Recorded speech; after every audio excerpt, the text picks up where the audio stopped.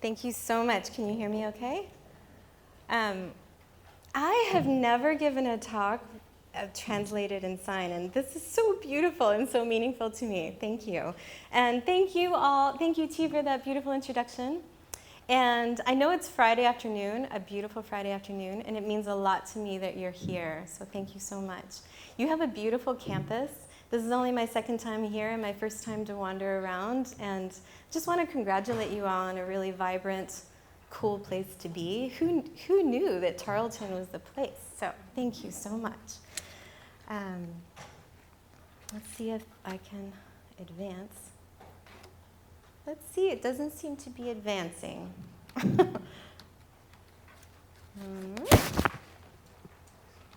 Help, T. Well, you got sound. I have sound. And AV. And I hit this arrow. Do I just have to do the mouse? Okay, I'll just do the mouse. There you go. It's Okay, we'll go up and down. All right, thank you. Okay, that was my talk. Thank you very much for coming. Okay, just kidding. I'd like to start by confessing that I am on a new journey with my work, and I've taken a fork in the path. For years, my focus has been on human-wildlife conflict, and this new path I'm on is about coexistence. So a little bit, I'm taking you on the journey with me, and to be honest, I might not be the most reliable guide. This is still a bit new for me too. We might get a little bit lost. But I'm eager to share the story with you. This is how we learn together, right? And I know you all have so much experience in what I'm going to be talking about. So I'm going to talk for 45 minutes, and I hope that we will have some time for discussion. I'd really love to learn from all of you. So here's my plan. I'm going to start with an intro to human-wildlife interactions as a field of study. I'll discuss how conservationists tend to see through a prism of problems, relying on narratives of conflict, and how our solutions, which are to mitigate, compensate, relocate, and separate, tend to reinforce old ideas about people and nature. I'll share how we're starting to think more about coexistence, but how we have so much to learn from indigenous and local communities, especially using ethnography, that is learning from and with people, and also multi-species ethnography, that is learning from and with animals. And throughout the talk, when I say animals, please know I mean other animals. I acknowledge that we humans are animals. I also acknowledge that animals are people too. I'll share some experiences from Botswana, India, and Nepal, and then I'll close with implications for how we see and work. I'm going to rest on a blank slide for a moment and give you my take-home message. Where we see conflict, we can also see coexistence. As conservationists, we have tended to focus on conflict as the norm, something to expect. Animals are hard to live with. Humans are hard to live with too. But if we're attentive to the voices and experiences of indigenous people, we can see that coexistence has long been the norm. If we dig a little deeper, we can see that coexistence has sometimes been disrupted by the very conservation efforts we hold most dear. Things like parks, reserves, wilderness areas, these places that keep wildlife separate from people, even though we know they were historically home to both. We may see that by holding up these dualisms of people in one place, wildlife in another, we've disrupted coexistence and generated even more conflict than we might have seen otherwise. Okay, so before I dive in, I want to acknowledge many teachers and collaborators. What I'm talking about today, like T said, is really what I care the most about, and that's how humans relate to wildlife, how we relate to animals, how we see them and regard them, how we talk about them, how and why we value and protect them, and the opposite, how and why we disregard, vilify, endanger, or just ignore. Over the past 30 years, I've been really lucky to see and learn about so many wild animals through the eyes of people who know them best. Indigenous people in various communities in the Amazon, the Achuar, Takana, Ribereño, Eseeja, and in southern Africa, the Baye, Hambukushu, and Basarwa especially. They come with different histories and traditions, different environments, but what they all share in common is that they know animals intimately as neighbors, ancestors, and kin. What I'm sharing today is part of a close collaboration that I'm developing with Dr. Helena Jolly. She's a friend and a collaborator, and she's really blazing this path that I'm now on, which is about defining and understanding coexistence. I'm also sharing 12 years of work with Drs. Anna Songhurst and Graham McCulloch. They're co-founders of an NGO called Ecoexist.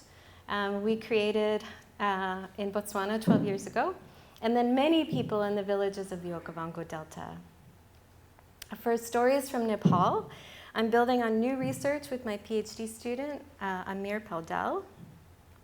And I'm truly honored to be a part of a collaborative research team between Tarleton, Texas A&M, Cheetah Conservation Botswana, on human-lion interactions in the Kalahari, and we're funded by USDA.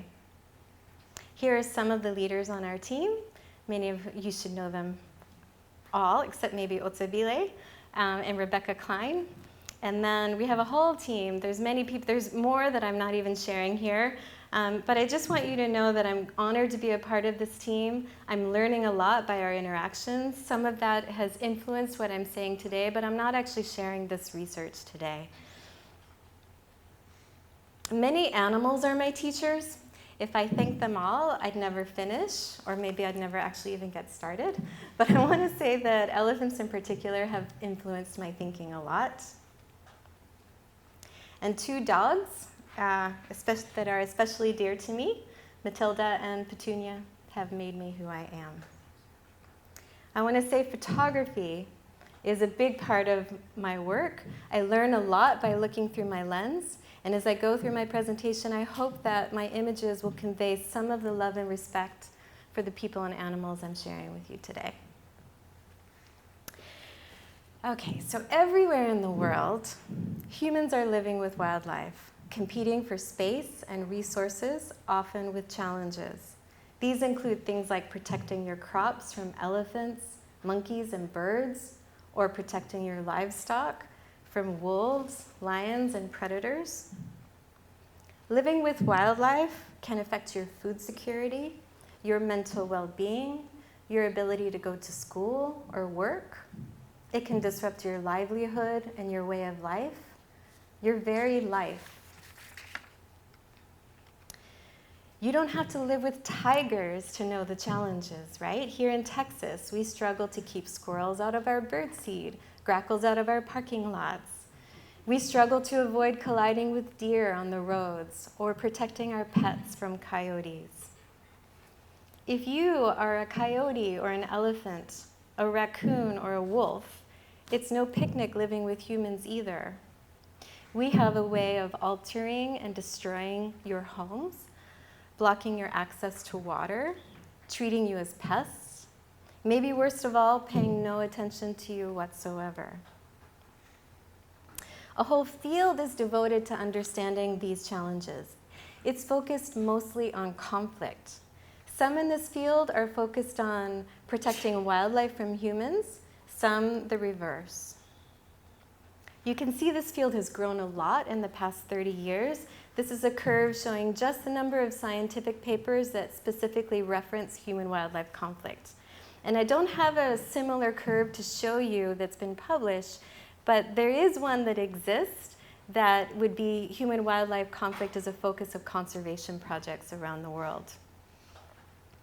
The framing around conflict can instill a notion that humans and animals are in opposition, even adversaries.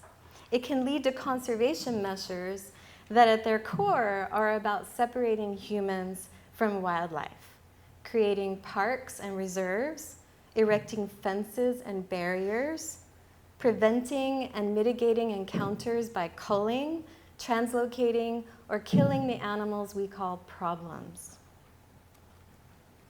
It's a vicious cycle because these measures can in turn reinforce the notion that humans are separate from nature, different and exceptional.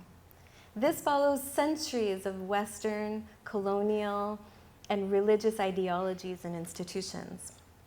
The anthropologist Elizabeth Marshall Thomas, who did a lot of work in the Kalahari, wrote, "Ever since the Neolithic, we have distanced ourselves from other species, modifying our language, our laws, and our thoughts accordingly.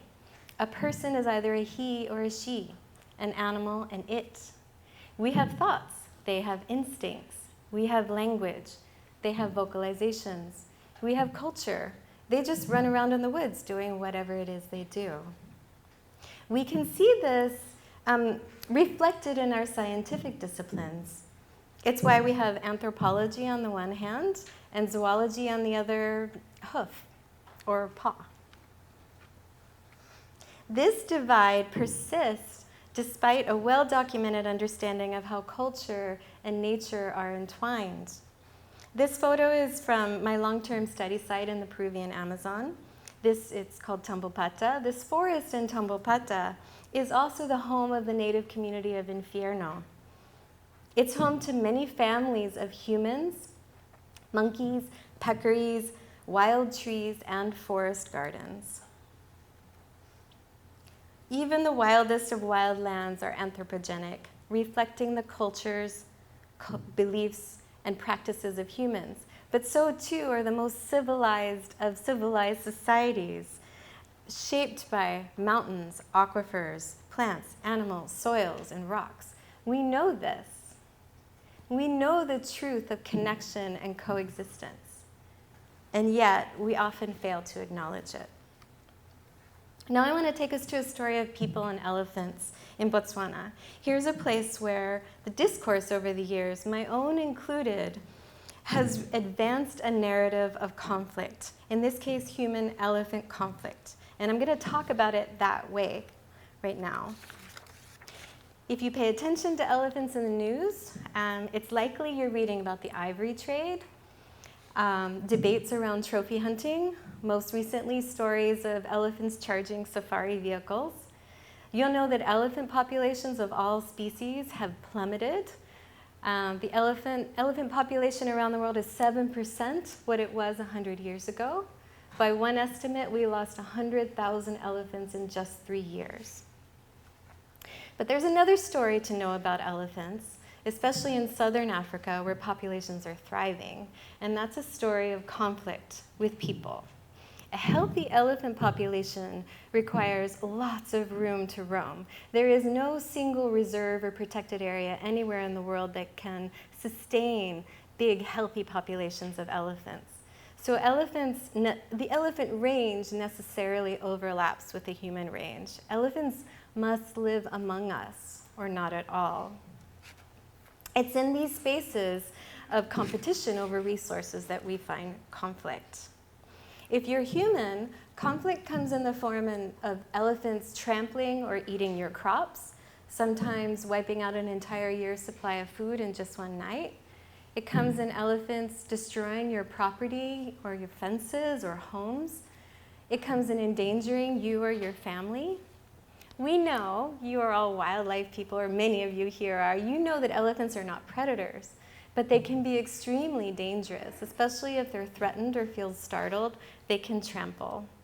For people who live with elephants, elephants represent a whole host of uncompensated, invisible, emotional, psychological, and social cost. It's not like living with Dumbo or a Babar. They are not always gentle giants.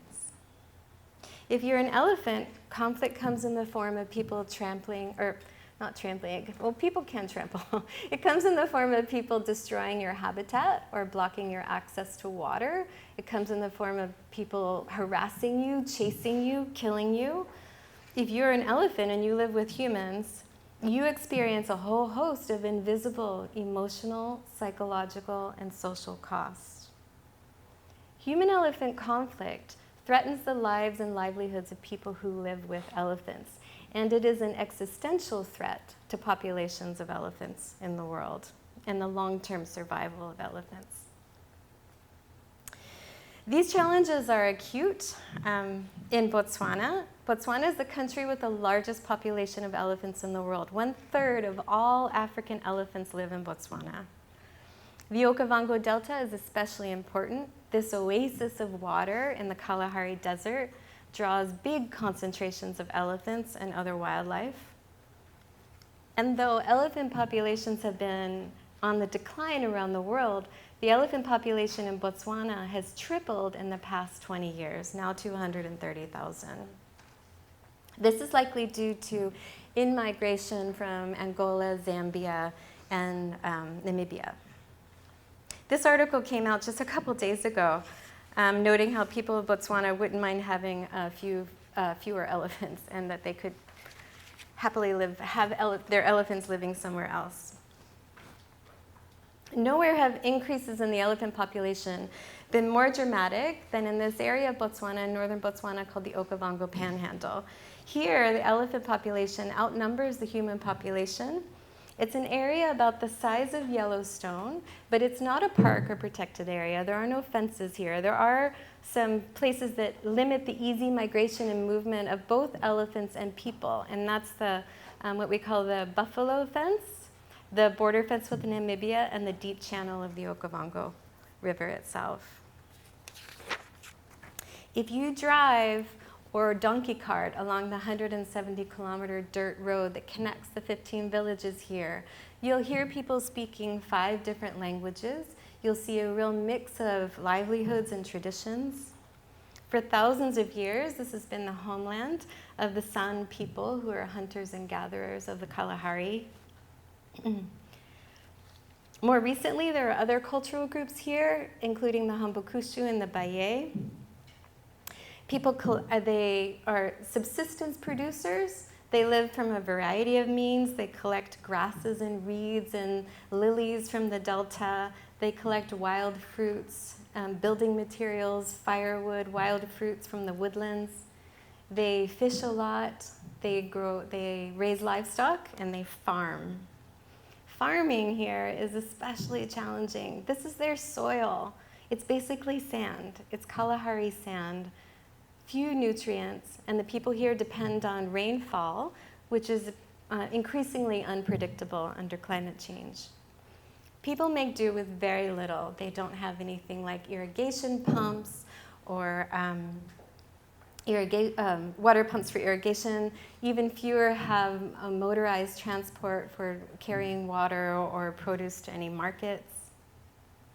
It's a really beautiful place to live and beautiful people, but it's hard to live here. People are very isolated, little access to amenities, farming in sand with unpredictable rainfall.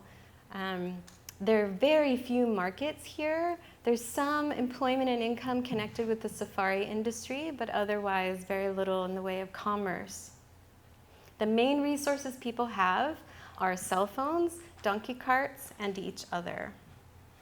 And they live surrounded by thousands of elephants. At certain times of the year, just when people are beginning to harvest from their fields, the pools up in the woodlands to the north begin to dry. It's the end of the rainy season. And at that time, the elephants begin to move south from the woodlands to the permanent water of the Okavango Delta. When they do that, they pass through the villages and they'll cross the road like this. They will hear people shouting at them, dogs barking at them, people burn fires and chili smoke to try to scare the elephants away or make sure that they don't come into their fields. And yet the elephants come. They come every year, and they use these same pathways. They have to get to the water, and they remember these pathways. I'm going to show you a little film clip that we made a few years ago of this activity. It's completely silent, which is appropriate because even when elephants move in the hundreds, they can be completely silent.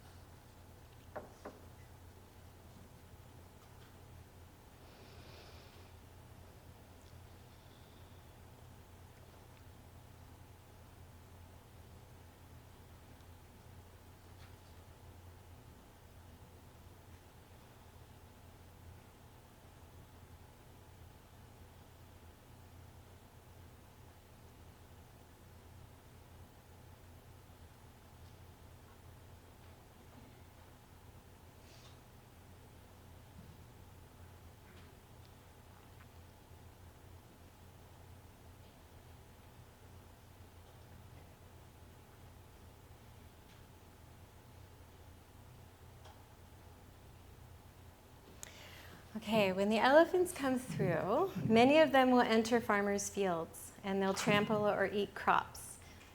Typically when that happens, it's more the bulls than the breeding herds, and their preferred, what they like to eat, is millet. There are 700 to 800 fields affected per year. This is the main manifestation of what we call conflict in this part of Botswana. But conflict involves death too. Elephants kill an average of 1 person per year, and people kill an average of 20 elephants per year. There is no denying that human-elephant interactions in the Panhandle are challenging. Conflict is real. The policy and conservation response to this has been to mitigate damage, compensate people for losses, incentivize deterrence, and otherwise prevent humans from crossing paths with elephants. 12 years ago, my colleagues and I came together. We had funding from the Howard Buffett Foundation and many years of collaboration with people in these 15 villages. And we created an NGO called EcoExist. And our work over the years, we built our plan to foster coexistence based on years of learning about negative interactions between people and elephants from people in the villages, from wildlife officers. Anna Songhurst did her PhD on this dynamic, and then we built on that. But we wanted to change the narrative. We wanted to think from a landscape perspective, thinking of the Panhandle as a social ecological system. We asked, how can we support people here who live surrounded by elephants and also support elephants who live surrounded by people so that they both can thrive? And our attention was on coexistence, even in the face of conflict. So I'm going to come back to this story in Botswana, but I want to shift a little bit to share some of my newer thinking, what I'm reading about all of this, and see what you think about the direction we're going. I want to say that many people today are thinking about coexistence rather than just conflict. A lot of work is focused on attitudes, tolerance, and acceptance. And this is really important, but we're learning that coexistence is not just it's not just the opposite of conflict. It's not just a passive condition. Rather, it's the result of conscious efforts. It's something that it's a choice that people are doing.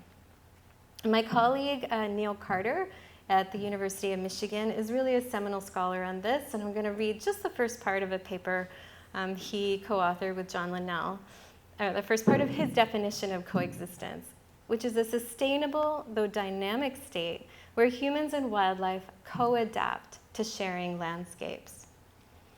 Other scholars you might want to think about following if you're interested in coexistence is Adrian Trevis, Jennifer Glickman, Simon Pooley, and a number of PhD students, including one in this room, who's leading work, and I'm going to get to some of them in a moment. But a lot of what we can learn about coexistence is not written, at least not in the scholarly literature. It comes from people in indigenous and local communities, places where coexistence is a norm rather than the exception, where people see themselves as a part of nature rather than a part. In these places, conflicts do occur, but in a context of coexistence, something like families. Conflicts occur, but in the context of connection. I don't know what your family is like, but that makes sense to me. This has always been the case, but seldom examined in a coupled, connected way. That people-nature divide, our anthropocentric way of seeing and studying things, has tended to block our view. Historically, this is Margaret Mead, historically anthropologists have paid little attention to animals. Animals were mentioned in ethnographic studies, but usually in relation to how people valued or used animals, or how animals were famously said good to think with. We can say the same of field biology, which has conventionally studied wildlife separately. Humans get mentioned, but mostly as problematic and or encroaching. So many of us, so many of you are integrative now. We're getting better at dropping the dualisms. Multi-species ethnography is one approach that offers a different lens. Rather than seeing animals in one place, humans in another, or like animals where they're supposed to be and humans in another, we can see how humans and other animals coexist, co-create landscapes, even, to use some of the jargon, co-produce each other. This next image is a composite image. It's the same spot in the Panhandle, just about 15 minutes apart. You see elephants, humans, and dogs using the very same road. This way of thinking involves decentering humans. It's seeing not just human responses to animals, but also animal responses to humans. It's seeing other animals as subjects too, not solely objects or resources or populations, but also as individual, rational, sentient beings who make decisions, have cultures of their own, and histories of interacting with humans. It's seeing how animals live in relation to humans. Marcus Baines Rock is a scholar who used this multi-species approach in his study of human-hyena interactions in Ethiopia. In the city of Harar, where hyenas roam freely among humans and humans know the hyenas, Marcus described decision-making and co-adaptation on both sides. He wrote about individuals, some human, some hyena, as part of a single multi-species mixed community. He wrote of reciprocity and how they co-shape each other's lives. The term for this in animal studies, by the way, is entanglement. I had a video to share with you, but it doesn't seem to work on here, so just take note of that if you're interested in the study of humans and hyenas. This has been a way of seeing, if not studied, for thousands of years. Beings other than humans have personhood in many indigenous societies.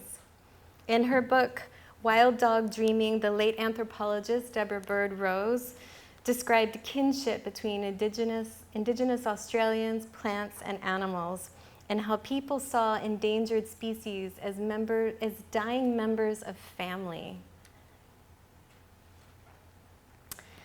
In her book, Kinship with Monkeys, Loretta Cormier wrote of the Guajá people in Brazil who live with and hunt howler monkeys, and how they see howler monkeys as families who they protect even as they hunt them. In my own research with the Eseeja in the Peruvian Amazon, the Eseeja taught me how the white-lipped peccaries who they hunt are people who are known and revered as ancestors. So from all of this, some of this is just a smattering of the literature, we come back to this idea of coexistence. Beyond attitudes and tolerance, which we tend to measure when we're interested in conflict and coexistence, those are important, but let's look at how people adapt to and relate to wildlife. What are humans doing, but also what are animals doing that reflects choice and co-adaptation? How can such relationships be supported and sustained? Do you see how even just asking those questions takes us away from the narrative of conflict, takes us beyond conflict? Now I want to introduce you briefly to the work of my colleague, Helena Jolly. She's led years of collaborative research with the Adivasi people, the forest beings in southern India. And she's written of how people engage with wild animals as part of an extended ecological family. She's found that coexistence is tied with certain perceptions of animals, of wild animals. And this is I'm taking some from her article in Conservation Biology. She and I are working on another one, actually this week, on this topic. She learned that the Adivasi see animals as having the ability to think, evaluate, and respond. They understand elephants and tigers, for example, for who they are, what they do and choose to do as sentient beings. They're not just eating and mating and fighting out of instinct, but adjusting their behaviors to humans as humans adjust to theirs. Animals protect themselves as people do. They can either kill or make a sound and leave without hurting anyone. They're individuals who can be good or troublesome. It just depends. The Adivasis taught Helena that they see animals as part of a larger social ecological order with the same rights to space. They often refer to animals as our own people. They explained incidents like elephant attacks by saying, "We were in the elephant's area. The animal felt threatened, and it was not the elephant's mistake, it was ours." People said they learned about the forest from animals as well, including where to find honey and fruit. So these perceptions shape how people behave. For example, when they're in their forest, when they go into the forest, giving way to animals, respecting the animal's space, sharing food with animals, and even something as basic as speaking politely. These are decisions more than passive acceptance. These are facets of what she calls deep coexistence. So Helena's work is influencing, everything for me right now, but including my newer work in Nepal, where discussions about living with wildlife tend to focus on the charismatic species like tigers and rhinos and elephants. And with my PhD student Amir, we're learning about local experiences of living with a more common species, the rhesus macaque, also the cutest species. Most of what we find in the conservation and policy literature involves a narrative of conflict. Macaques are described as pests who raid crops, steal food, and attack humans. Policymakers have said the monkey terror is escalating, and thousands of farmers in the mid-hills of Nepal are exasperated. Policymakers have even called for exporting macaques from Nepal. There is this general notion that macaques belong somewhere separate from humans. Amir sent me this video last week, which I'm going to share with you. He's there doing his PhD research right now. You're going to see he's in one of the village farms, and if you look out on the terraces, just wait a second. This one does has, hopefully we'll hear the sound. You'll hear Amir. Will we? Oh. Shoot. Sorry, you guys. Maybe we won't hear. I don't know how to do the sound to make it louder. It's not that important. There's one coming up that's a little more important to hear the sound, but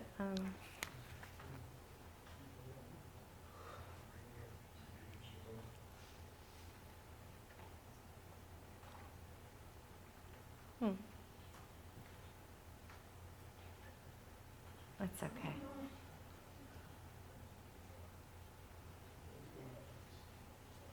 You mostly just hear Amir saying, "Oh, oh, oh." It's a lot of cats.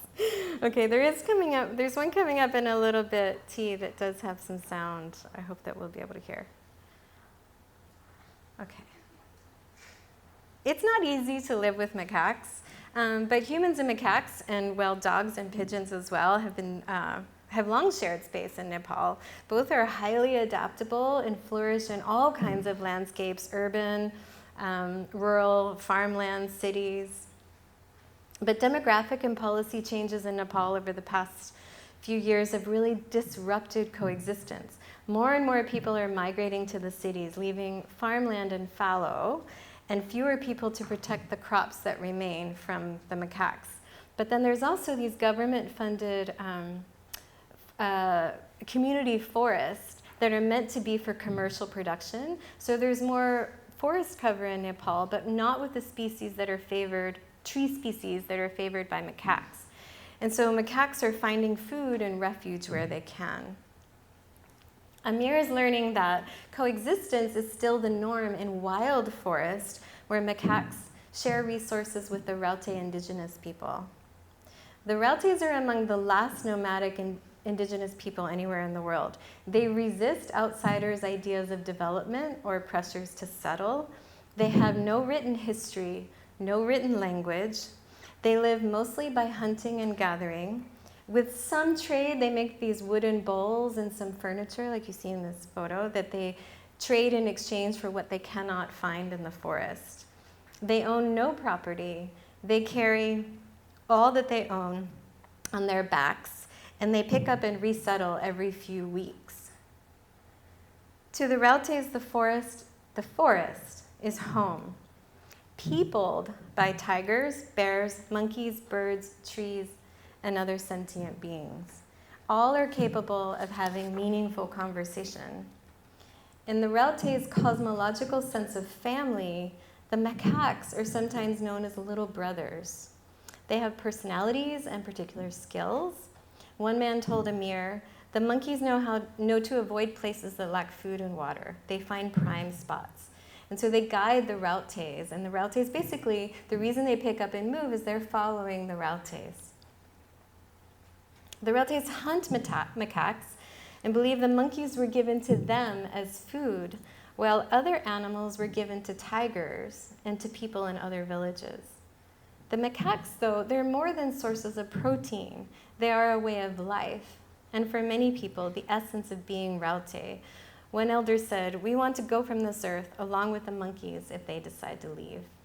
This is a story of coexistence, of people and of the Rautes and the macaques sharing the forest and in many ways flourishing.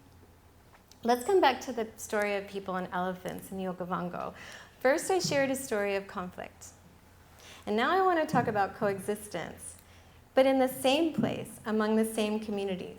Conflict is here. I'm not pretending that it's not, but so is coexistence. African elephants have long featured in the lifeways of African communities. For thousands of years, the San people of the Kalahari relied on elephants for meat, hide, bones, and ivory. In the 1700s, the Hambukushu are said to have moved from the waters of the Zambezi to the waters of the Okavango, and now the elephants are the totem of the Hambukushu. So elephants really shape where and how people live, and people shape where and how elephants live. Like humans, elephants are highly social and long-lived. They're capable of building knowledge collectively, capable, if that's the right word, of having culture. They learn to move and behave differently depending on the risks they perceive, avoiding places with lots of people, even distinguishing humans by ethnicity and other characteristics. We can see these responses in a number of ways.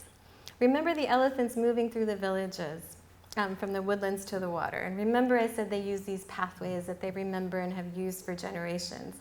They move seasonally when the ephemeral pools in the woodlands dry and they have to come through the woodlands.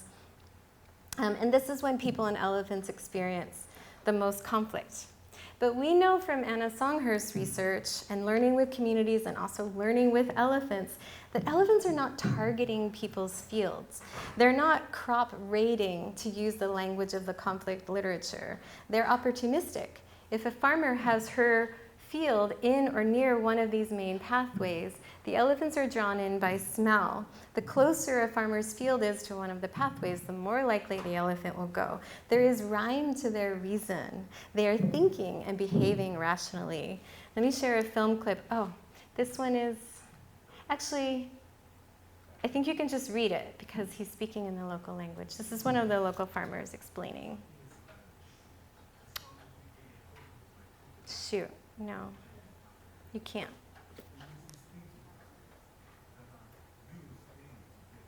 I thought I had subtitles for this, but I know. Shoot. He's saying, I wish you could hear him. He's saying that an elephant is an innocent animal. When they come through our villages, if we have a field in their way, they will eat our crops, but they're an innocent animal. The problem is us when we put our fields in their pathway. Yeah.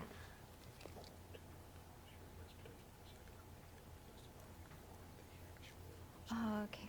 That's okay. I'll just, thank you. Okay, thanks, T. So you got that translation? Okay, so short of staying out of pathways, people use many strategies to protect their fields from the elephants. And this is part of our work with EcoExist, is finding new ways for people to live with elephants. But there's social understanding that goes with this. People will say, elephants are clever, like people. While we're thinking of new ways to protect our fields, they're busy thinking of new ways to eat our crops. Two of our PhD students and EcoExist fellows examined how people and elephants use resources in ways that are mindful of each other, that co-adapting idea. Lauren Redmore and Aaron Buchholz combined data from ethnography and spatial ecology to see how people and elephants share trees. Trees are important to people for all kinds of reasons: food, building material, fruits, firewood. Did I say firewood? That's a big one. Trees are important to elephants for all kinds of reasons: protection, food, shade, and more. When elephants browse, they break branches, and this generates dead wood that falls to the ground that becomes ideal for firewood. It's so common for people to harvest elephant-felled firewood that they will often harvest intentionally in or near the pathways, despite the risks. To learn more about this, Lauren led 49 focal follows with people collecting firewood, and Aaron sampled 83 vegetation plots where elephants were browsing. And they discovered that people and elephants were relying on many of the same tree species. In fact, the elephants and people were coming to the same trees, but at different times. This is temporal partitioning. The elephants were coming at night, people during the day. If we looked at human-elephant interactions only through the lens of conflict, we might miss this relationship. Living with elephants can be good in a way, not in another. It's complicated. A chief in the village of Mohembo East said, "Elephants eat our crops, but they're still as important to us as the trees." Another man said, "The elephants are doing a good job on the wood, but they bring sorrow and sadness to our fields, where they destroy everything." In another analysis, Aaron examined data from 29 elephants we collared to see their movements around water points and human settlements of different sizes. And she found that elephants accessed water in areas with fewer humans, both during the day and night, but they came only at night in the bigger human settlements.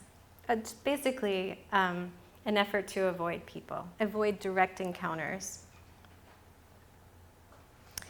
Coming to this pathway activity, again, when the elephants use those time-worn pathways through the villages, they also tend to come at night or at dusk. And they also have a behavior of grouping many family groups at a time, almost like forming a parade before they cross the roads, so safety in numbers. What this shows is how elephants, basically what it shows is how elephants are sensitive to humans, modifying when and how they move to avoid direct encounters.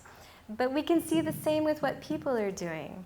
People plan when and how they navigate the woodlands to avoid elephants.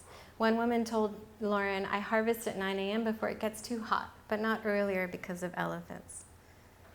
And on that note, to learn more about what people know of elephants, people who live surrounded by elephants, Aaron correlated that GPS collar data, the movement data of elephants, with what village experts on elephants told her.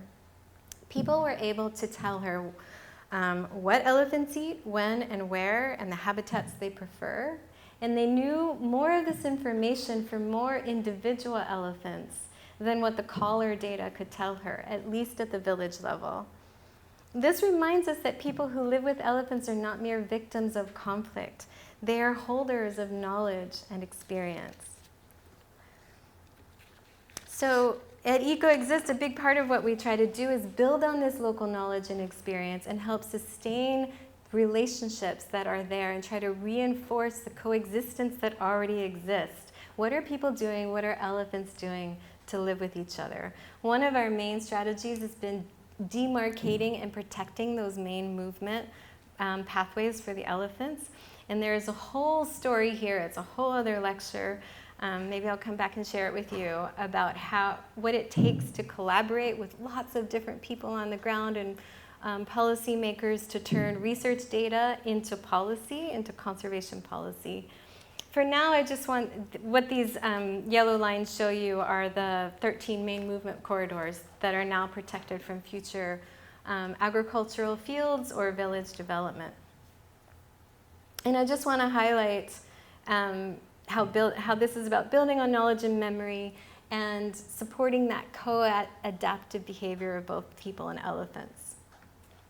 The flip side of this, of protecting the corridors, is also supporting people and protecting the arable lands where people are farming and giving them more information about where it's relatively safe to plant their fields.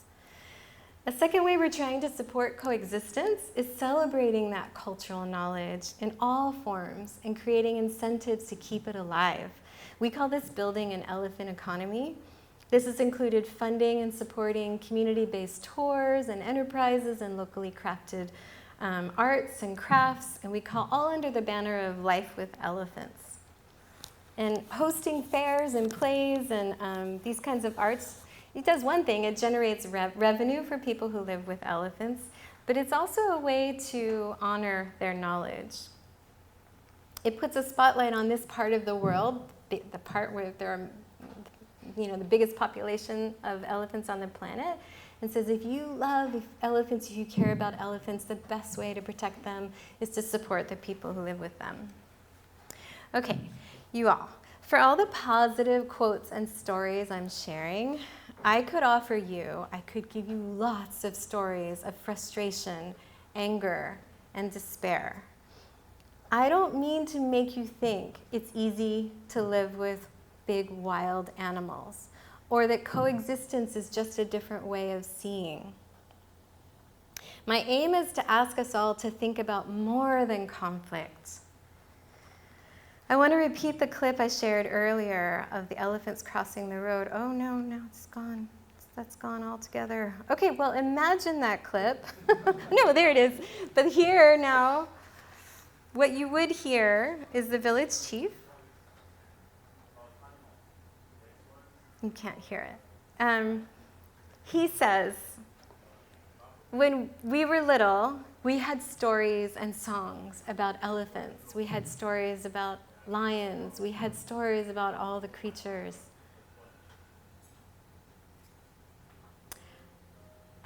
It's powerful. I wish you could hear. Maybe I'm about to finish in 10 minutes, and we'll come back to this. Is that okay, T? Because then we can start, because it'll be worth it to come back. I want you to hear him say it. He's basically saying, I'm not saying there isn't conflict, but the elephants are like our babies. They're like our family, and we want to protect them. So we'll come back to that. I have a few concluding slides, and then we'll come back to that. As I close, I want to ask, when we think about human-wildlife interactions, do we imagine animals in one place, humans in another? Can we see how this presupposes conflict? Can we see how seeing this way deepens divides and helps justify what we call fortress conservation, creating parks without people, making traditional livelihoods impossible or illegal, and finding ways to push, compel, chase, move, relocate, or otherwise separate humans from other animals? And when we imagine coexistence, how do we see it? Is it tolerance, something that implies passive resignation? Does it just work in some places? Can we also see conscious, active efforts of humans to live with and engage with wildlife?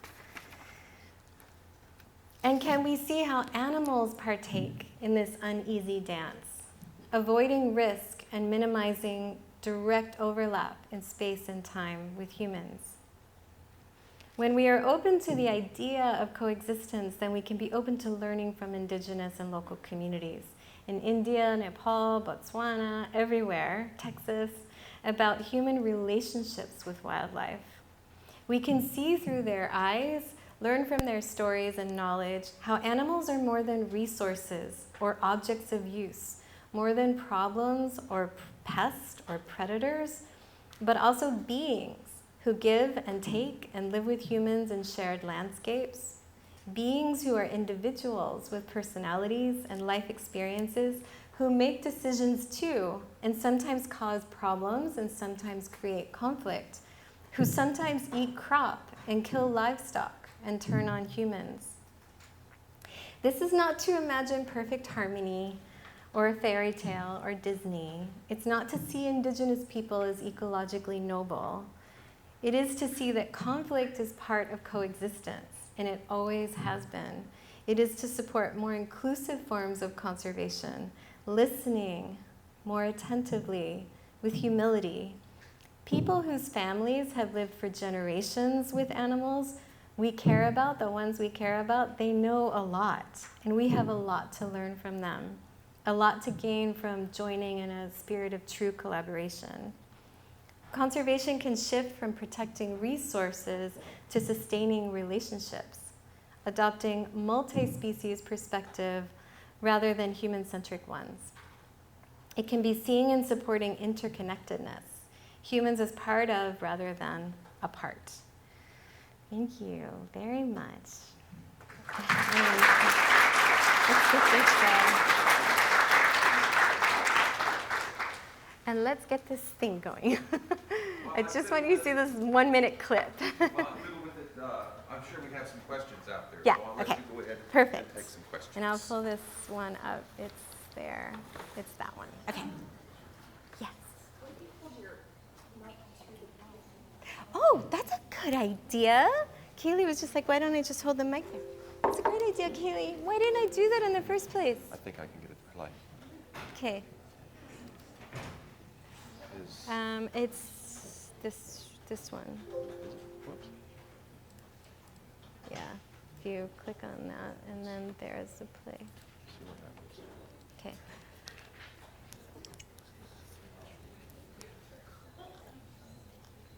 Our forefathers Oh had yeah. these songs Awesome. about animals. They had songs about lions, they had songs about buffaloes, they had songs about elephants. Elephants have been there for a very long time, before I was born and before my father was born. We have seen a big change.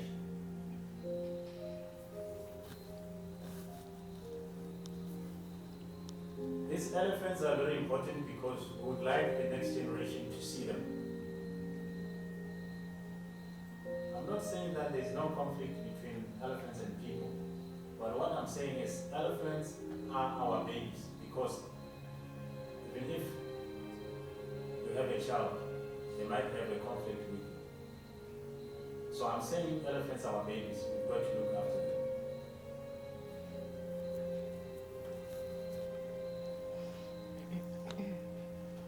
Okay, that's it. Again, thank you very much, Dr. Yeah, Stronza. thank you. I'm sure we may have some questions out there. So over there, question. Are The macaques? Yeah. Yeah, yeah. Are they the only thing that The Rautes hunt. Rautes hunt? That's a really good question. I don't know. I think that's their preferred, but they collect tubers and wild fruits from the forest as well. But I'll have to find out. To be honest, I don't know. I know that is their preferred. And they live, of course, they wouldn't hunt leopards, but leopards live among them too, but not as a source of meat. That's a great question. I'm embarrassed that I don't know the answer to it. Thank you so much. That's amazing. Yeah. A coexistence standpoint, how do those principles relate to human and specifically predator interactions? Yeah. Well, Kaylee? Well, I wonder why you think it would be different. Just like the human aspect of Yeah. it will also people fear, Yeah. ignorance, so and especially if people live with an animal, they're probably less fearful of it. But Yeah. When I cited Elizabeth Marshall Thomas, who did a lot of research in the Kalahari, she wrote that historically people live with lions and other predators there, and it's not that sometimes lions didn't prey on people, but that there was an understanding of how to co-adapt in that landscape and live together.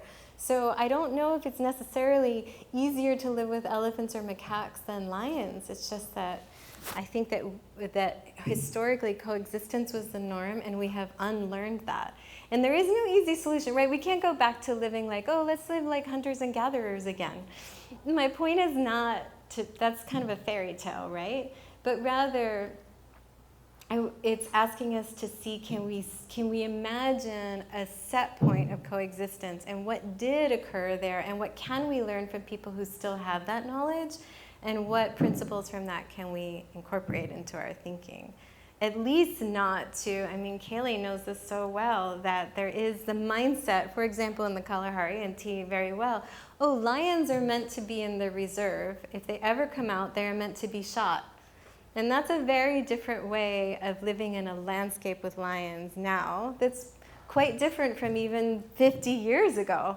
So can we turn that around? What are the problems with how we're doing conservation that is exacerbating conflict?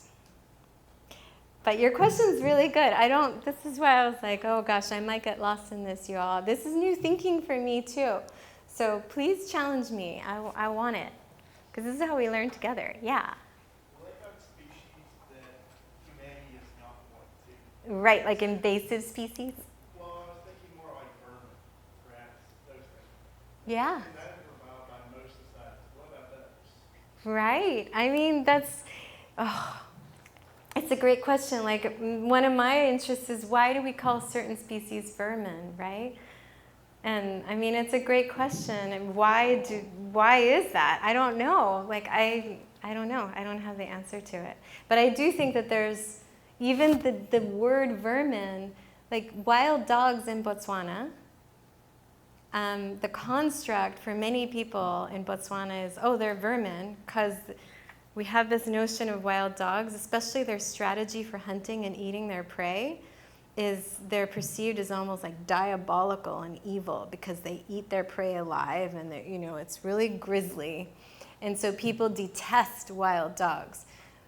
Wild dogs, you step into another community of people and they are revered like the most gloriously beautiful endangered species on the planet, right? So my point, I don't mean to be glib in responding to your question. I'm just like, I come to like, which animals are we defining as vermin? And then how does that shape how we respond to them? Yeah, I mean, most people would agree with you, right? Like, I have armadillos in my yard in College Station, and I absolutely love them. And I went to, I searched on, this will not surprise all of you. I searched on Google, like, oh, I want to read about armadillos, and all I could find was the word pest control, pest control, pest control. I got lots of information about how people could come and remove the armadillos from my yard. So, again, I don't mean to dismiss your question at all, but as an anthropologist, I'm really interested in how do we get to this place where certain species are defined as pests or vermin or beloved, or, yeah. So you mentioned an elephant economy. Yeah. What activities make up the elephant economy? Yeah, thank you for your question. Some of that is in the book that went around. So we have, so Botswana has a really thriving safari tourism industry. It's a very, very high-end, low volume. You can stay, like the most luxurious safari camps in the world are in Botswana. You can stay in a tent that costs upwards of $1,000 per person per night. It's incredible. But most of the safari operations in Botswana really give very little back to communities. People in local communities are hired for guiding and wage labor positions, but otherwise they get very little from that. And there's like a certain route that tourists follow when they go to Botswana. Most of the communities are off that route. So one of the things we've done is create some community-based tour operations that are put on that route now, so that safari camps are bringing their tourists to the villages. And then the money goes directly to people who live with elephants, and the tourists come, and it's like a Life with Elephants tour. And so they learn about, how do you protect your field with chili peppers? What does the elephant corridor look like? What are the elephant tracks? People share stories, and it's just like a cultural elephant experience, and people pay for that. There's also, one of the coolest ones is led by my colleagues Anna and Graham, who started up a microbrewery in the gateway town to the Okavango safari industry. And they make elephant-aware millet beer. So farmers who grow millet in ways that are elephant aware, meaning they put their fields a safe distance from the main movement corridors, they protect their fields with chili peppers, they come collectively together to grow the millet together so that then they are not fragmenting the elephant habitat and fencing in their collective field. They get a premium on their millet, and then that millet goes into producing Okavango brew, and then the money goes back to the farmers. So that's two examples. It's the tourism, and in this case, elephant-aware beer that's meant to generate revenue for people who live in ways that are, who are coexisting with elephants to support them and celebrate them. Thank you for that question. Yeah. Excellent presentation. Thank you. Very much. Thank you. A lot of your research is focused a lot on more, I guess, agrarian or rural areas. Yeah. How do you bring this idea of coexistence Yeah. into areas that are highly urbanized, where a lot of people may not have even, experienced natural areas? Yeah. I mean, in some ways we come back to our vermin question, don't we? Because it's like, how do we live with the rats? I love that. I mean, that's such an important question that's why I have the image a couple of times of the bats in Austin. Urban ecology is such a growing field, and thinking about coexistence applies not just to these rural and agrarian societies, but also where are we creating infrastructure that draws wildlife and benefits wildlife, and then are we sustaining that wildlife, and how do we feel about it, and can you get revenue from it? And I mean, most of my work has been in these, places like the Amazon and the Okavango, but I'm really interested in that question too. But I don't have the answers. You guys ask really hard questions. Yeah. Oh, okay. I see 3. Yeah. Okay. You help me. Okay.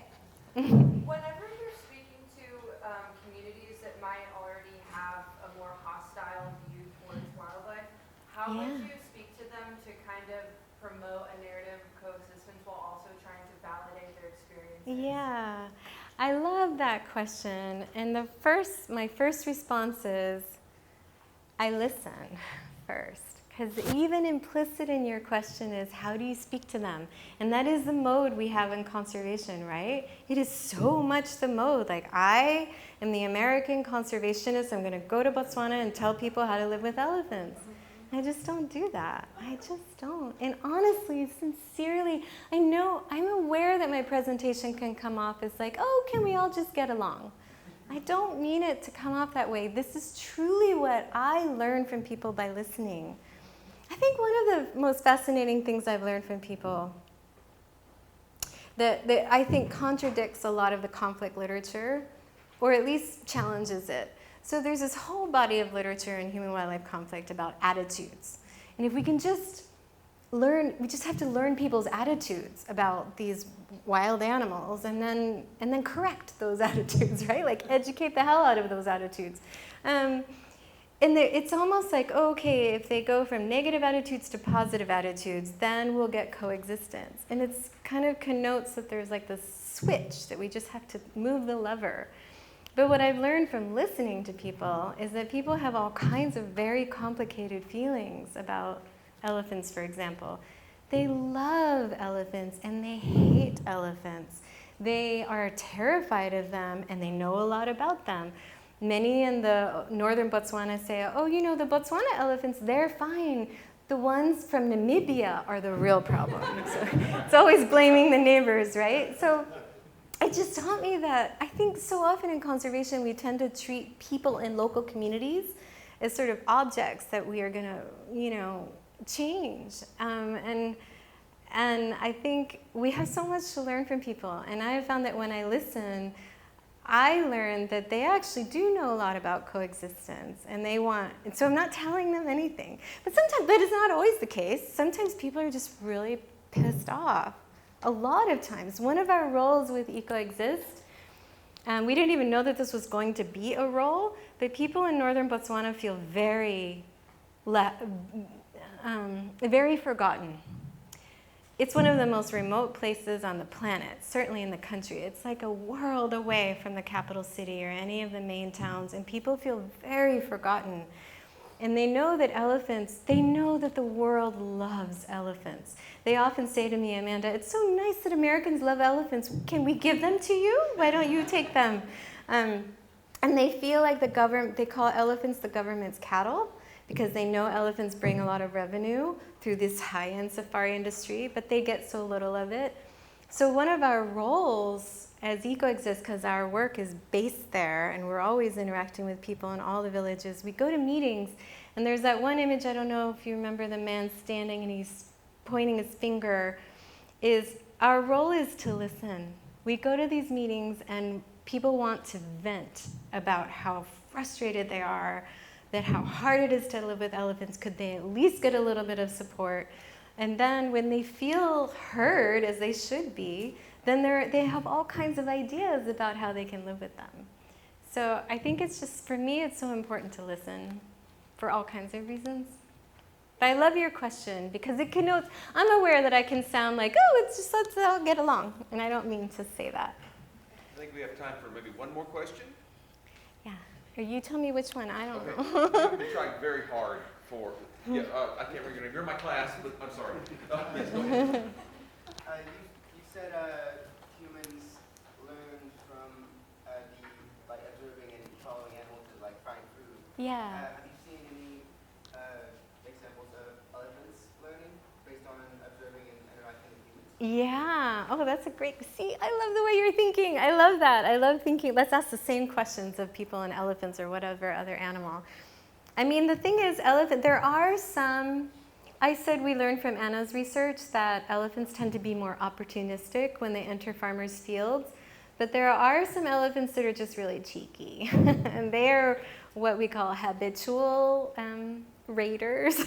And so, yeah, they learn. I mean, the whole thing about an elephant remembering is real, right? They're big-brained and long-lived, and they do remember. And so they certainly learn where people have their fields, and they know the seasons, and they know when people are harvesting. I don't know if that answers your question. Yeah. And then the macaques in Nepal are certainly adapting to all the changes that are happening from, people leaving lands in fallow. And I mean, macaques are always, the responses between humans and other animals is always just very dynamic, and they're always learning from each other. And I think this is for me, it's such an exciting field for us to be thinking about how can we interrogate wildlife the way we interrogate humans, and how can we also measure human adaptation the way we measure wildlife. It's just a really exciting way of thinking, I think. Excellent questions, excellent discussions. Dr. Stronza, thank you so much. Thank you.